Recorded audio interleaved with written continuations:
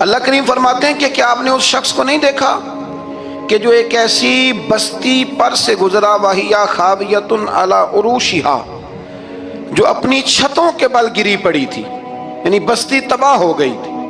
وہ آدمی وہاں سے گزرا، وہ حضرت عزیر علیہ السلام تھے بہت سارے مفسرین کے نزدیک۔ بعض نے یہ لکھا ہے کہ چونکہ یہاں اللہ نے کسی کا ذکر نہیں کیا تو ہم بھی کسی کو مخصوص نہیں کرتے، لیکن کثیر کی تعداد یہ ہے کہ حضرت عزیر تھے۔ آپ گزرے ایک بستی میں تو آپ نے دیکھا کہ وہ بستی تباہ حال ہو گئی ہے اور زمین پلٹ دی گئی ہے، چھتوں کے اوپر لوگ مرے ہوئے پڑے ہیں۔ تو آپ کے دل میں خیال آیا کہ یا اللہ تو انہیں کیسے زندہ کرے گا بعد موتہا، مرنے کے بعد۔ خیال آیا، اللہ کریم نے نا انہی پہ موت طاری کر دی، حضرت عزیر علیہ السلام پہ۔ ان کے پاس تھوڑا سا کھانا تھا، ایک گدھا تھا، درخت کے نیچے لیٹ گئے گدھے کو باندھ کے۔ اللہ تعالیٰ نے ان پر نیند طاری کی اور وہ 100 سال تک سوتے ہی رہے۔ وہ بے آباد بستی آباد ہو گئی، وہاں شہر آباد ہو گیا، دنیا آباد ہو گئی، زمانہ آباد ہو گیا۔ آپ جب سوئے تو آپ کی عمر مبارک 40 سال تھی۔ 100 سال کے بعد اٹھے، ثم بعثا، جب اٹھے قال کم لبثت، اللہ نے فرمایا کتنی دیر سوئے؟ قال لبثت یوما او بعد یوم، کہنے لگے یا ایک دن سویا ہوں یا دن کا تھوڑا سا حصہ۔ تو رب کریم نے فرمایا نہیں، آپ تو 100 سال تک سوئے رہے۔ فرمایا وہ دیکھو ذرا گدھے کی طرف، وہ گدھا جو تھا نا ان کا وہ گل سڑ گیا، ہڈیاں بکھر گئیں، اور وہ جو کھانا تھا نا، پھل تھے، شربت تھا، سالن تھا، اس کا حال یہ ہے کہ لم یتسنہ، وہ باسی بھی نہیں ہوا۔ یہ ہے میرے رب کی قدرت، جس نے پہلے گل سڑ جانا تھا وہ باسی بھی نہیں ہوا، اور وہ گدھا اس کی ہڈیاں بھی بکھر گئیں۔ تو رب کریم نے فرمایا سمجھ آئی ہے میں مردے کیسے زندہ کروں گا؟ عرض کی یا اللہ ایسی سمجھ آئی ہے جو کبھی بھولے گی بھی نہیں۔ 100 سال تک سوئے رہے۔ یہ بڑا لطیف واقعہ ہے۔ حضرت عزیر علیہ السلام اٹھ کے نا تو اپنے گھر گئے تو کوئی پہچانتا ہی نہیں تھا۔ ایک بوڑھی اماں جس کی عمر بہت زیادہ ہو گئی تھی، اس کو جا کے سلام لی تو آپ فرمانے لگے اس اماں سے یہ عزیر کا گھر ہے؟ تو اماں فرمانے لگی ہاں ہے تو عزیر کا، لیکن وہ تو 100 سال پہلے غائب ہوئے، دوبارہ آئے ہی نہیں۔ آپ فرمانے لگے اماں میں ہوں عزیر۔ اماں کہنے لگی کہ عزیر کی تو ہر دعا قبول ہوتی تھی، اگر آپ عزیر ہیں نا تو دعا کریں، میری ٹانگیں جواب دے گئی ہیں، آنکھوں سے نظر نہیں آتا، آپ دعا کریں، اگر آپ واقعی عزیر ہیں تو اللہ مجھے شفا دے دے گا۔ تو حضرت عزیر نے دعا کی تو رب نے انہیں شفا دے دی۔ حضرت عزیر کی عمر اس وقت بھی 40 سال تھی۔ حضرت عزیر کی عمر جب گئے تب بھی، واپس آئے تو، اور حضرت عزیر کا بیٹا ان سے ملا تو اس کی عمر 118 سال تھی۔ پوتے بھی بوڑھے تھے۔ لوگوں نے حضرت عزیر علیہ السلام سے کہا یہ کیا ہے؟ فرمانے لگے یہ میرے اللہ کی قدرت ہے، یہ میرے رب کی قدرت ہے۔ آج بھی آپ دیکھ لیں کہ کچھ لوگوں کے بال ساری زندگی سفید نہیں ہوتے، اور کچھ 17 سال کے 16 سال کے نوجوان ہیں تو سارا سار ان کا سفید ہو جاتا ہے۔ علامات وہ آ جاتی ہیں جو بوڑھوں میں ہوتی ہیں۔ تو اللہ تبارک و تعالیٰ نے فرمایا کہ یہ ہماری قدرت ہے، اس طرح کر کے ہم مردوں کو زندہ کریں گے۔ جب مومن قبروں سے اٹھیں گے نا، مومن آنکھ کھلے گی تو کہیں گے سویرا ہو گیا، جیسے ابھی سوئے تھے نا، کہیں گے دن چڑھ گیا ہے، تو اللہ فرمائے گے ہاں دن بھی چڑھ گیا ہے اور رب رسول کے دیدار کا نظارہ بھی تمہیں دیا جائے گا۔ اٹھو بڑی شاندار صبح ہوئی ہے۔ اور کافر جب اٹھے گا تو کہے گا اوہو اب میرے لیے کیا نئی سزا ہے۔ تو اس سے بالکل آگے متصل حضرت ابراہیم علیہ السلام کا وہ واقعہ اسی پارے میں ذکر کیا گیا ہے۔ جب حضرت ابراہیم علیہ السلام نے کہا تھا کہ اے اللہ مجھے دکھا تو مردے کیسے زندہ کرے گا، تو رب کریم نے فرمایا یقین نہیں؟ عرض کی یا اللہ اطمینان قلبی کے لیے۔ ایک علم الیقین ہوتا ہے، ایک عین الیقین ہوتا ہے، ایک حق الیقین ہوتا ہے۔ کہ یا اللہ میں اطمینان قلبی کے لیے، تو اللہ نے فرمایا 4 پرندے لے لو۔ حضرت ابراہیم علیہ السلام نے 4 پرندے لیے۔ اس نے لکھا ہے کوا تھا، مور تھا، مرغی تھی، کبوتر تھا، مختلف نام آئے۔ وہ 4 پرندے لیے، پھر ان کو ذبح کیا، پھر ان کا قیمہ بنایا، پھر گوشت ایک دوسرے میں مکس کیا، پھر 4 مختلف پہاڑیوں پہ رکھا۔ اللہ نے فرمایا مکس ہو گئے نا آپس میں، اب تم آواز دو۔ حضرت ابراہیم نے آواز دی اور رب نے زندگی دی، اور وہ پرندے اپنی ٹانگوں پر چلتے ہوئے حضرت ابراہیم کے پاس آ کے کھڑے ہوئے تو فرمایا ابراہیم جس طرح ان کو زندہ کیا نا، اسی طرح پھر قبروں سے میں ہڈیاں بھی زندہ کر کے نکال دوں۔ میں ایک فلسفی کو پڑھ رہا تھا، یہ ہمارے جدید دور کے فلسفی بڑے عجیب باتیں کرتے ہیں۔ وہ کہتے ہیں جی ہوا ایسی چلتی ہے کہ انسان قبر میں ہوتا ہے تو ہڈیاں گل سڑ جاتی ہیں تو کوئی بھی نہیں بچتا، اور پھر آپ کہتے ہیں کہ کچھ کو عذاب ہوتا ہے کچھ کو ثواب ہوتا ہے، تو قبر کے اندر جب مردے چلے گئے تو آپ یہ بھی کہتے ہیں بعض لوگ کہ ایک قبر سے 70 اٹھیں گے تو ایک کو عذاب ہو رہا ہے ایک کو ثواب ہو رہا ہے، یہ کیا ماجرا ہے؟ ہمارے بزرگوں نے جواب دیا ہے، ہمارے بزرگوں نے یہ جواب دیا ہے کہ یہ ہوائیں یہ فضائیں یہ ساری اللہ کی قدرت ہے۔ ہر آدمی کو ٹھنڈ لگ جاتی ہے سردیوں کے موسم میں۔ میں نے کچھ ایسے بندے دیکھے ہیں، بلکہ کوئی مجھے کہے گا تو میں دکھا دوں گا، ساری سردیاں سویٹر نہیں پہنتے، پھر فوت ہو جاتے ہیں، اور کئیوں نے 6 پہنے ہوتے ہیں، پھر بھی دانت کے ساتھ دانت بج رہا ہوتا ہے، وہ کہتے ہیں توبہ توبہ بڑی ٹھنڈ ہے۔ یہ بھائی آب و ہوا ایک ہی ہے، لیکن وجود کے اثر قبول کرنے کے معاملات بھی اور یہی معاملہ قبر میں ہوگا۔ دیکھیں نا حضرت عزیر علیہ السلام کے گدھے نے بھی آب و ہوا لکھی اور کھانے نے بھی، تو گدھا گل سڑ گیا پر کھانا گلا سڑا۔ دوسری بات یہ کہ قبر میں بندے اکٹھے ہیں تو کسی کو عذاب تو کسی کو ثواب۔ تو امام جلال الدین سیوطی رحمۃ اللہ علیہ فرماتے ہیں 2 بھائی اگر ایک پلنگ پہ سوئے ہوں تو ایک خواب میں لاہور ہوتا ہے دوسرا پشاور ہوتا ہے، سوئے کہاں ہوتے ہیں؟ اکٹھے ایک پلنگ پہ۔ وہ ایک کہتا ہے میں رات کو لاہور تھا، اور دوسرا کہتا ہے نہیں تو غلط کہہ رہا ہے میں تو پشاور تھا، تو ہوتے کہاں ہیں؟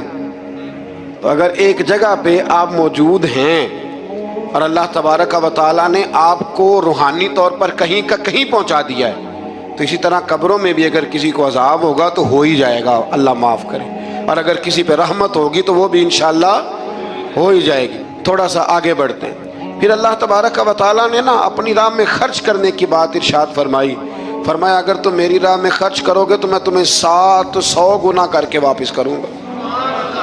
اللہ کی راہ میں خرچ کریں گے تو کتنا ملے گا؟ یہاں بھی معاملہ یقین کرنے کا ہے۔ قوم کو یقین آ جانا کہ ڈبل ہو جائیں گے تو ساری قوم لٹ جاتی ہے، اگر اتنا یقین ہو جائے نا ڈبل ہو جائیں گے تو لٹ جاتی ہے، تو اگر یہ بھی یقین ہو جائے نا کہ 700 گنا ہو جائیں گے تو پھر بھی میرا خیال یہ ہے کہ قوم لٹنے کو تیار ہو سکتی ہے، لیکن وہاں لٹ کے برباد ہوتے ہیں۔ رب رسول کے رستے میں لٹیں گے تو آنے والی نسلوں کو بھی اللہ آباد فرما دے گا، اللہ آباد کر دے گا آنے والی نسلوں کو۔ تو میرے دوستو تھوڑا سا آگے جب ہم اس بارے میں چلتے ہیں تو اللہ تبارک و تعالیٰ نے 2 باتیں ارشاد فرمائیں۔ ایک تو ارشاد فرمایا کہ شیطان تمہیں نا 2 چیزوں کے بارے میں اکثر ورگلاتا ہے، ایک تمہیں کہتا ہے کہ کنجوسی کرو، فقر تنگ دستی ہو جائے گی اگر خرچ کرو گے، اور دوسرا تمہیں کہتا ہے بے حیائی کرو۔ اللہ نے فرمایا یہ 2 کام تم نے کرنے نہیں، نہ تم نے بخل کرنا ہے اور نہ تم نے بے حیائی کرنی ہے۔ اور پھر آگے جا کے ارشاد فرمایا کہ دانائی بڑی حکمت ہے، عقل مندی بڑی حکمت ہے، زندگی دانائی سے گزارو۔ یؤتی الحکمت من یشاء، اللہ جسے چاہتا ہے حکمت عطا کرتا ہے، ومن یؤت الحکمت فقد اوتی خیرا کثیرا، اور جسے اللہ نے دانائی دی نا عقل، اللہ فرماتا ہے اسے ہم نے خیر کثیر عطا کی۔ کام سارے ہی ہو جاتے ہیں پر جو عقل کے ذریعے کیا جائے نا، شیخ سعدی نے کہا تھا اگر تیرے پاس 1 من علم ہے نا تو 10 من عقل کی بھی ضرورت ہے، پھر وہ علم آگے پہنچتا ہے۔ 10 من 1 من شعور کے ساتھ دانائی کے ساتھ میرے نبی کریم علیہ السلام نے نا بڑی دانائی کے ساتھ دین پھیلایا ہے، بڑی حکمت کے ساتھ، بڑی خوبصورتی کے ساتھ حضور نے۔ ایک شخص نے آگے کہا یا رسول اللہ صلی اللہ تعالیٰ علیہ وسلم میں 5 نمازیں نہیں پڑھ سکتا، 2 پڑھوں گا۔ تو صحابہ کہتے ہیں ہمارے دل میں خیال آیا کیسے اجازت ملے گی، نماز تو فرض عین ہے، ہر نماز کی ہر رکعت کا ہر سجدہ فرض ہے، اور یہ پوری 3 نمازوں کی چھٹی مانگ رہا ہے۔ لیکن حضور نے حکمت سے دین پھیلایا، دانائی سے۔ مسند امام احمد بن حنبل میں موجود ہے، حضور نے فرمایا اگر 2 نمازیں پڑھو گے 3 نہ پڑھو گے تو کلمہ تو پڑھ لو گے نا دل سے۔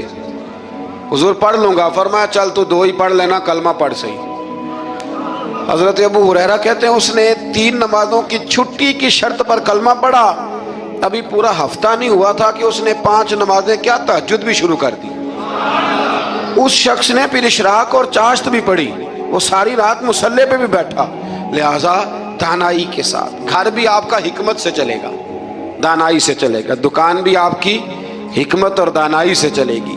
तो मुसलमान उसको नहीं कहते जो जज्बाती हो जाए, जो फटाफट मराने पे उतर आए, उसको कहते हैं जो बड़ी दानाई के साथ हिकमत के साथ चीज़ों को लेके आगे बढ़ता है। फिर अल्लाह तबारक व तआला ने ना 5वें से 6ठे रुकू में सूद की हुर्मत बयान की, और अल्लाह करीम ने फरमाया कि ये जो लोग कहते हैं ना कि सूद भी तिजारत की तरह ही है, ये भी तो कारोबार ही है, फरमाया क़यामत के दिन ये इस तरह खड़े किए जाएंगे जिस तरह किसी को शैतान छू लेना, शैतान छूता है तो वो आदमी यूं हो जाता है जैसे पागल हो गया है। तो इन लोगों को जो सूद और कारोबार को एक कहते हैं, इन्हें भी क़यामत में पागलों की तरह खड़ा किया जाएगा।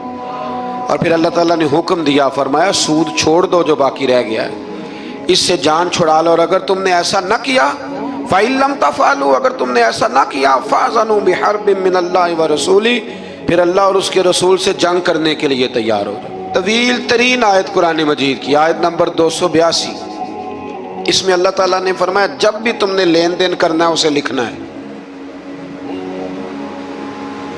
एक लफ्ज से ना मुझे तो कई दफा चिड़ी हो जाती है, वो लफ्ज है कि मुझे एतबार है। मैं कहता हूं कि वो वालिदैन बड़े जालिम हैं जो कहते हैं मुझे जवान बच्ची अकेली कॉलेज जाती है तो मुझे एतबार है। जवान बच्चे को 10-20 हज़ार रुपया जेब में डाल के गली में भेज देते हैं और कहते हैं मुझे एतबार है। इसी तरह वो लोग भी बड़े जुल्म करते हैं जो अपने भाई के साथ लेन देन करते हैं, तहरीर नहीं करते और कहते हैं मुझे एतबार है। अल्लाह को भी तो एतबार है ना अपने बंदों पे। तो रब फरमाता है मेरे बंदो जब लेन देन करो तो उसे लिख लो, ये कुरान का हुक्म है, ये मेरे रसूल की सुन्नत है, ये मेरे नबी का तरीका है। जब भी लेन देन करें उसे तहरीर करें, उसे तय करें, अच्छे तरीके से नोट करें, ताकि वो किसी जगह पे जाके भी कोई मामला भी कमज़ोरी का बायस न बने। तो इस आया करीमा में अल्लाह करीम ने ये भी इरशाद फरमाया कि लिल्लाहि मा फिस समावाति व मा फिल अर्द। आगे जाके फरमाया कि ज़मीन आसमान में जो कुछ भी है उन सब का मालिक अल्लाह है। हमें अल्लाह ने जो कुछ दिया ना वो इस्तेमाल करने के लिए दिया है। अगर हम मालिक होते तो क़यामत में हिसाब ना देते। मालिकों ने कभी हिसाब नहीं दिया, हिसाब तो मुंशी देते हैं। अल्लाह ने हमें इस्तेमाल करने के लिए चीज़ें दी हैं, इसलिए अल्लाह फरमाता है सुम्मा लतुसअलुन्ना यौमइज़िन अनिन नईम। क़यामत में ना मैं तुमसे एक एक नेमत के बारे में सवाल करूँगा। तो ये सारी अमानतें हैं अल्लाह की, जितना कुछ हमारे पास है, वो कोई भी सलाहियत हो, कोई भी कुव्वत हो, तो उसको सही सही इस्तेमाल करें अमानत को। फिर मेरे अजीज़ अल्लाह तबारक व तआला ने ना इस सूरह मुबारका के आखिर में हमें एक दुआ सिखाई है। वो बड़ी शानदार दुआ है, हर चीज़ तलब करती है कि उसको पढ़ा जाए, देखा जाए, पर उस दुआ के आखिरी लफ्ज़ ये हैं वाफ़ु अन्ना, अल्लाह हमसे दरगुजर फरमा। और आखिरी लफ्ज़ ये हैं कि वग़फ़िर लना, अल्लाह हमें बख्श दे, वरहमना, और अल्लाह हम पे रहम फरमा, इसलिए कि अंत मौलाना, तू ही हमारा मददगार है। फंसुरना अलल कौमिल काफिरीन, अल्लाह काफिरों के मुकाबले हमें हमारी मदद फरमा। तो फिर आगे सूरह आले इमरान शुरू होती है। सूरह आले इमरान के बिल्कुल इब्तिदा में अल्लाह करीम ने फरमाया कि कुरान पाक में 2 किस्म की आयात हैं। कुछ आयात बिल्कुल वाज़े हैं और कुछ आयात ऐसी हैं कि जो मुतशाबे हैं, जिनको समझने की ज़रूरत है। तो फरमाया जिनके दिलों में कजी है ना, खोट है, वो मुतशाबे आयात के पीछे जाते हैं। कुछ आयात बिल्कुल वाज़े हैं, कुछ को समझने की ज़रूरत है। तो 2 लोग कुरान पढ़ पढ़ के फसाद बर्पा करते हैं, ये वो लोग हैं जो मुतशाबिहात के पीछे लगते हैं, वाज़े आयात की तरफ नहीं जाते।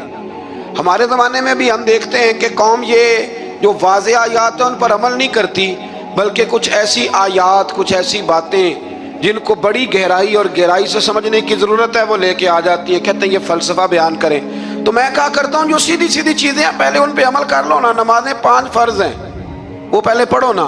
माँ बाप की खिदमत फ़र्ज़ है, वो करो।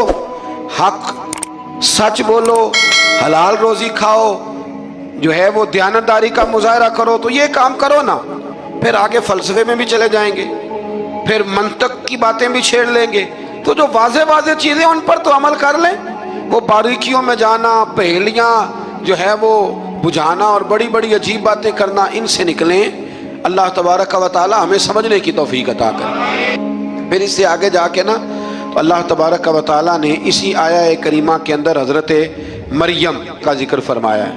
جناب مریم سلام اللہ علیہا اللہ تبارک و تعالی کی وہ پاک باز بندی ہے جن کی ماں نے منت مانگی تھی کہ اللہ اگر تو مجھے بچہ دے گا نا تو میں وہ تیرے راستے میں دے دوں گی. یہ حضرت عمران علیہ السلام کی صاحبزادیاں جناب مریم اللہ کی ولیاں ہیں. عورت نبی ہو سکتی، یہ کیا ہیں؟ اللہ کی ولیہ. تو حضرت مریم جب وہ بچہ پیدا ہوا ان کی ماں نے منت مانگی تھی. یہ قرآن مجید ہے، یہ 3 پارہ ہے اور اس کی جو آیات ہیں وہ ہیں آیت نمبر 34-35. اس سے آگے جب آپ چلیں گے تو یہ سارا مضمون سورہ آل عمران میں آپ کو ملے گا. تو جب آپ کی ولادت ہوئی تو بیٹی پیدا ہو گئی، تو اب حضرت جناب مریم سلام اللہ علیہا کی جو والدہ تھی نا وہ ان کو لے گئی جناب زکریا علیہ السلام کے پاس. وہ ان کے خالو تھے. کہا میں نے منت مانگی تھی کہ میں بچہ ہوگا تو مسجد کے لیے وقف کروں گی، تو اللہ نے بچی دی ہے. تو حضرت زکریا نے جناب مریم کے لیے اوپر چھت پہ ایک محراب بنا دیا. وہ محراب کے اندر رہتی تھی، وہاں عبادت کرتی تھی. حضرت زکریا آپ کے خالو بھی تھے، اللہ کے پیغمبر بھی تھے. وہ وہاں بیٹھا کرتے تھے اور ان کی پرورش کرتے، کھانے پینے کا خیال کرتے. بڑی خاص بات ہے، عقیدے کی بات ہے. جب سے پہلا سپارہ ہم نے شروع کیا نا تو تھوڑی سی دیر کے بعد وہ عقیدہ آ جاتا ہے جس عقیدے پہ اللہ تعالیٰ نے مجھے اور آپ کو قائم رکھا ہوا ہے. ذرا دیکھیں یہاں بھی بات کھل کے کیسے واضح آتی ہے. حضرت جناب مریم جب جوان ہو گئیں تو حضرت زکریا ایک دن اندر داخل ہوئے تو دیکھا کہ وہاں بے موسم پھل پڑے ہوئے ہیں. موسم بھی نہیں ہے اور وہ پھل موجود ہیں. تو اللہ کے نبی نے اللہ کی ولیہ سے پوچھا کہ یہ کہاں سے آئے؟ انا لکی ھذا، پوچھنے لگے حضرت زکریا یہ کہاں سے آئے؟ قالت ہوا من عند اللہ. تو حضرت مریم کہنے لگی یہ میرے اللہ کی طرف سے آئے ہیں، یہ مجھے اللہ نے دیے ہیں. اور ان اللہ یرزق من یشاء بغیر حساب، اور جب رب کسی کو رزق دیتا ہے تو پھر بغیر حساب و کتاب ہی عطا فرماتا ہے. تو حضرت زکریا کے پاس اولاد کوئی نہیں تھی، بوڑھے ہو گئے تھے. جب دیکھا نا کہ اللہ کی ولیہ کو اللہ نے بے موسم پھل دے دیے تو خیال آیا کہ میں بھی بوڑھا ہوں، میری بیوی بھی بوڑھی ہے. تو اگر رب اپنی ولیہ کو بے موسم پھل دے سکتا ہے اور دیتا ہے اپنے کرم سے، تو اپنے نبی کو بھی تو بغیر موسم کی اولاد دے ہی سکتا ہے نا. اب موسم تو گزر گیا، بڑھاپا آ گیا، لیکن وہاں کھڑے ہو کے حضرت زکریا نے دعا مانگی، رب نے قبول فرمائی اور حضرت یحییٰ علیہ السلام حضرت زکریا کو عطا فرمائے. تو اگر ولیہ کی محراب کے پاس کھڑے ہو کے اللہ کے نبی دعا مانگے تو رب قبول فرماتا ہے، تو ہم داتا علی اجمیری کے مزار پہ جا کے دعا مانگے تو، ہم غوث اعظم جیلانی کے مزار پہ جا کے دعا مانگے تو. امام شافعی فرماتے ہیں جب بھی کوئی مشکل پیش آتی ہے میں امام اعظم کے مزار پہ جاتا ہوں اور قریبی مسجد میں 2 نفل پڑھ کے ان کے مزار پہ دعا مانگتا ہوں، اللہ میری ہر مشکل کو آسان فرما دیتا ہے.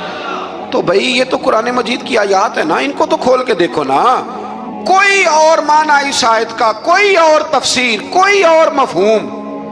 حضرت زکریا اس کے علاوہ بھی تو دعا مانگ سکتے تھے نا، لیکن انہوں نے جناب مریم کے پاس بغیر موسم کے پھل دیکھے تو دعا مانگی، بغیر موسم کے پھل دیکھے. اور یہ بھی اللہ کا فضل ہے کہ ولیہ کے پاس دیکھے تو ولیوں والا مسئلہ حل ہو گیا. اگر وہ نبی ہوتی تو لوگوں نے فٹافٹ کہہ دینا یہ تو نبیوں کی بات ہے. تو میرے بھائی اگر کسی کو بغیر موسم کا پھل چاہیے تو کسی ولی اللہ کے پاس جائے، کسی اللہ کے نیک بندے کے پاس جائے، رب بے موسم پھل بھی عطا کرتا ہے. تو پھر اللہ تبارک و تعالیٰ نے آگے جا کے نہیں آیات میں ارشاد فرمایا کہ ہم نے جناب مریم کو بغیر شادی کے بیٹا بھی عطا کیا، اور بیٹا بھی وہ عطا کیا کہ جو اللہ کے نبی ہے، اور بیٹا بھی وہ دیا جنہوں نے پنگھوڑے میں باتیں کرنی شروع کر. یہ میری خواہش ہے کہ یہ آیتیں آپ نے ضرور پڑھنی ہیں. یہ آیت نمبر 39 اور 40 انہی پر میں بھی بات ختم کر رہا ہوں. حضرت عیسیٰ کی شان رب کریم نے بیان فرمائی، اللہ کا قرآن ہے. یہ اللہ کا قرآن ہے۔ ان کی شان کیا ہے کہ حضرت عیسیٰ علیہ السلام فرماتے ہیں کہ میں نا مٹی کی مورت بناتا ہوں، پھر اس میں پھونک مارتا ہوں، مٹی کا پرندہ بنا کے اس میں پھونک مارتا ہوں میں۔ پھونک حضرت عیسیٰ مارتے ہیں اور جناب عیسیٰ کہتے ہیں وہ اللہ کے حکم سے اڑنا شروع کر دیتا ہے۔ پھونک کس نے ماری؟ اڑایا کس نے؟ وہ اتنی سی بات ہے، اس کو سمجھ لیں۔ حضرت عیسیٰ کہتے ہیں میں مٹی کی مورت بنا کے اس میں پھونک مارتا ہوں تو اللہ کے حکم سے زندہ ہو جاتی ہے، اڑنے لگتی ہے۔ حضرت عیسیٰ فرماتے ہیں میں تندرست کرتا ہوں مادرزاد اندھوں کو، لا علاج کوڑوں کو، اور میں مردے بھی زندہ کرتا ہوں، کرتا اللہ کی اجازت کے ساتھ۔ اور اسی آیت میں حضرت عیسیٰ فرماتے ہیں کہ میں تمہیں بتاتا ہوں جو تم کھا کے آتے ہو، اور وہ بھی بتاتا ہوں جو تم گھر میں چھوڑ کے آتے ہو۔ تو حضرت عیسیٰ علیہ السلام مٹی کا پرندہ بنا کے پھونک مارے تو رب اس میں جان پیدا کر دے، مردے میں جان بھی پیدا کرتے ہیں۔ اور پھر حضرت عیسیٰ مادرزاد اندھ اور کوڑوں کو آنکھیں بھی دیتے ہیں اللہ کے حکم سے۔ اور پھر حضرت عیسیٰ علیہ السلام مردہ بھی زندہ کرتے ہیں اس کے اذن سے۔ جو کھا کے آتے ہیں وہ بھی بتاتے ہیں، جو چھوڑ کے آتے ہیں وہ بھی بتاتے ہیں۔ تو یہ تو حضرت عیسیٰ کی شان ہے۔ یہ حال ہے ان کے غلاموں کا، تو میری سرکار کا عالم کیا ہوگا؟ میری سرکار کا عالم کیا ہوگا؟ ایک جملہ میرے اعلیٰ حضرت کا، اور بات بڑی اعلیٰ، فرمانے لگے حضرت عیسیٰ علیہ السلام تو پھونک مار کے مردہ زندہ کرتے ہیں نا، تو فرماتے ہیں میرے نبی تو ایک نظر دیکھ لیں تو مردہ دل کو زندہ کر دیا کرتے، مردہ دل۔ اور پھر ایک حدیث سن لیں تاکہ بات اور واضح ہو جائے۔ حضور نے فرمایا علماء امتی کا انبیاء بنی اسرائیل، میری امت کے علماء بھی اسی طرح ہوں گے جس طرح بنی اسرائیل کے نبی ہوتے تھے۔ تو اگر حضرت عیسیٰ کے اندر یہ طاقت ہے تو میرے محبوب کے غلاموں میں بھی بڑی طاقت ہے۔ حضرت آصف بن برخیا اگر تخت لا سکتے ہیں تو غوث اعظم بھی بیڑی اوپر اٹھا لیتے ہیں۔ اس لیے عقیدہ اور نظریہ قرآن ہے، حدیث ہے۔ رسول ہونے میں، نبی ہونے میں سارے برابر ہیں، پر ہم نے بعض کو بعض پر فضیلت دے دی۔ فرمایا منہم من کلم اللہ ورفع بعضهم درجات۔ کیا خوبصورت انداز ہے۔ ارشاد فرمایا جا رہا ہے کہ ان میں سے کچھ ایسے ہیں جن سے اللہ نے کلام فرمایا ہے، اور بعض ایسے ہیں جنہیں اللہ نے درجوں میں اس سے بھی زیادہ بلندی عطا فرما دی۔ کوئی رہ فلک کو تیار گیا، تو کوئی جا سدرات ہار گیا، ایک کالیاں زلفاں والا سی جڑا لنگر شاہ تو بھی پار گیا۔ انداز دیکھیے، فرمایا کچھ سے کلام کیا اور کچھ کو پھر میرے رب نے درجوں میں اور بلندی عطا فرما دی۔ اب اللہ جس کو بلندی عطا کرے وہ کتنی بلندی پہ گیا ہے اس کا کوئی اندازہ کر سکتا نہیں۔ تو میرے اللہ نے بھی نہ بات کھلی چھوڑ دی، فرمایا چلو حساب لگاتے رہو۔ اعلیٰ حضرت فرماتے ہیں کمان امکان کے جھوٹے نقطوں، تم اول اور آخر کے پھیر میں ہو، محیط کی چال سے تو پوچھو وہ کدھر سے آئے اور کدھر گئے تھے۔ وہ تو بات بڑی دور نکل گئی، تم ابھی تک اس چکر میں ہو کہ کہاں سے آئے اور کہاں گئے۔ محمد سر وحدت ہے، کوئی رمز ان کی کیا جانے، شریعت میں تو بندے ہیں حقیقت میں خدا جانے۔ اور نہ حلیمہ بھید کھلا ہے یہ، نہ مقام میں چونو چرا ہے یہ، تو خدا سے پوچھ وہ کون تھے تیری عظمتیں جو بڑھا گئے۔ لباس آدمی پہنا تو جہان آدمی سمجھا، وہ مزمل بن کے آئے تھے تجلی بن کے نکلیں گے۔ تو پہلی آیت میں ہی اللہ تعالیٰ نے اپنے انبیاء کی اور اپنے محبوب کی عظمت کو بیان فرمایا ہے۔ پھر اللہ تبارک و تعالیٰ نے اس سے اگلی آیات کے اندر اپنی راہ میں خرچ کرنے کا حکم دیا، اور پھر آگے بڑھ کے نا اللہ تبارک و تعالیٰ نے اسی پارے میں وہ عظیم آیت ارشاد فرمائی جسے آیت الکرسی کہا جاتا ہے۔ آیت الکرسی میں اللہ تعالیٰ کی عظمتوں کا بیان ہے، شانوں کا بیان ہے، بلندیوں کا بیان ہے، اور اس کے کمال اختیار اور کمالات کا بیان ہے۔ اور یہ وہ خوبصورت آیت کریمہ ہے آیت الکرسی۔ یہ حدیث آپ نے آج رٹ لینی ہے، یہ رٹ لینی ہے آپ نے حدیث، اور اتنی پکی رٹنی ہے کہ میرا مشورہ ہے کہ بچوں کے کانوں میں بھی بتانی ہے کہ یہ کام بھولنا نہیں۔ نبی پاک علیہ السلام نے فرمایا جو ہر فرض نماز کے بعد آیت الکرسی پڑھے گا نا، وہ مرنے سے پہلے پہلے جنت میں اپنا مقام دیکھ لے گا۔ اب اس سے بڑی فضیلت کیا ہوگی کہ مرنے سے پہلے پہلے۔ امام سیوطی علیہ رحمہ نے اس حدیث کو نقل فرمایا۔ اللہ کریم نے نا آیت الکرسی کے فوراً بعد ارشاد فرمایا لا اکراہ فی الدین، اس دین میں سختی کوئی نہیں۔ تو یا اللہ پھر کیا ہے؟ وہ جو کافر بڑا اعتراض کرتے ہیں نا کہ دین تلوار سے پھیلا ہے، تو دین ان لوگوں نے فوجوں کے ذریعے پھیلایا ہے۔ تو اللہ تبارک و تعالیٰ نے تیسرے پارے کی آیت نمبر 256 میں وضاحت فرما دی کہ دین میں کوئی جبر نہیں ہے۔ ہاں ہم نے صورتحال واضح کر دی ہے، حق بیان کر دیا ہے۔ اب جو بندہ انکار کرے گا اس حق کا وہ شیطان کے ساتھ ہے، اور جو ایمان لے آئے گا تو پھر اس نے ایک مضبوط چیز کو پکڑ لیا ہے، اور اس مضبوط چیز کو پکڑا ہے جس نے کبھی کھلنا نہیں ہے۔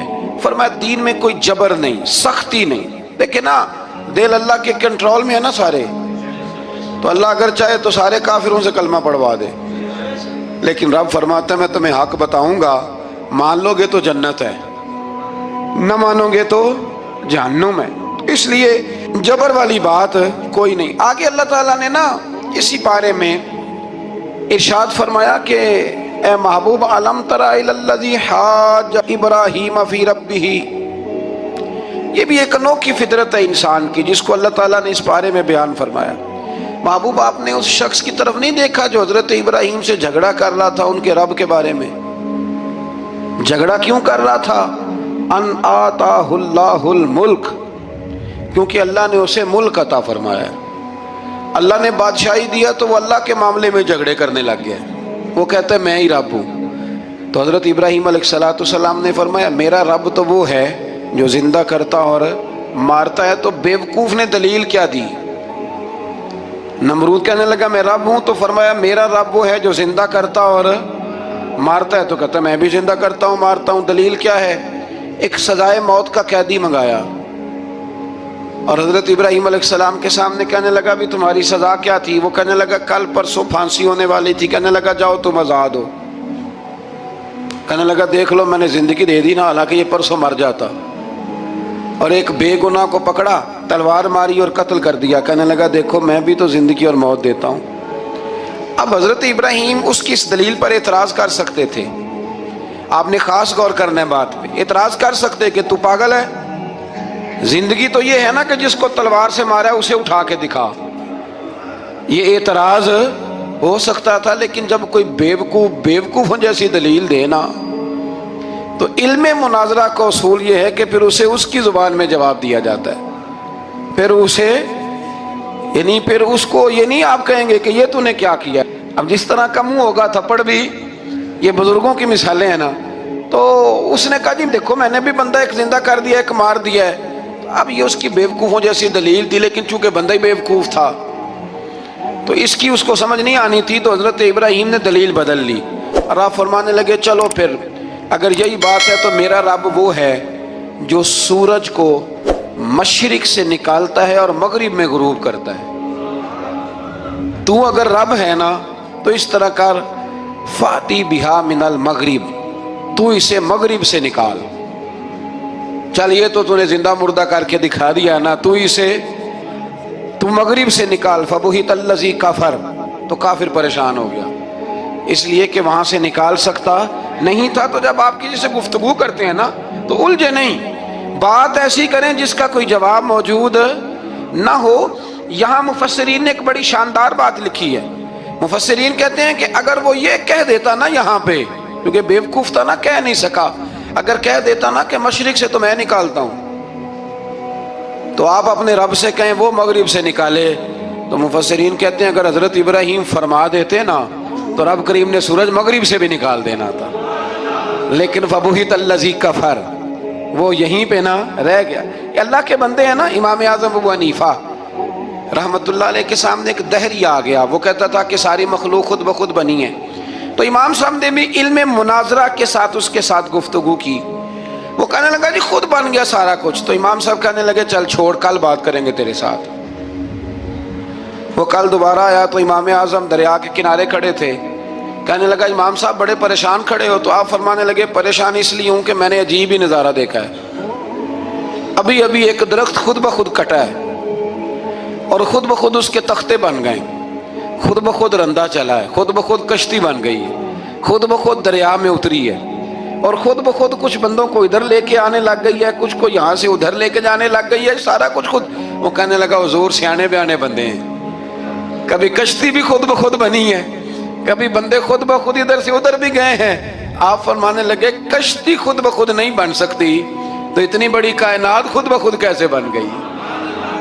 اور اگر بندے ادھر سے ادھر خود بخود نہیں آ سکتے تو بتا یہ سورج اور چاند خود بخود ادھر سے ادھر کیسے روز چلے جاتے ہیں؟ تھوڑی دیر چپ رہا, پھر آ کے امام اعظم کے ہاتھ چومے اور کہنے لگا آپ نے تو کمال کر دیا, میرا ذہن صاف ہو گیا, مجھے کلمہ پڑھائیں, میں بھی مدینے والے محبوب کا غلام بن جاتا. تو پکی دلیلوں کے ساتھ گفتگو کرتا ہے قرآن پاک, پکی دلیلیں.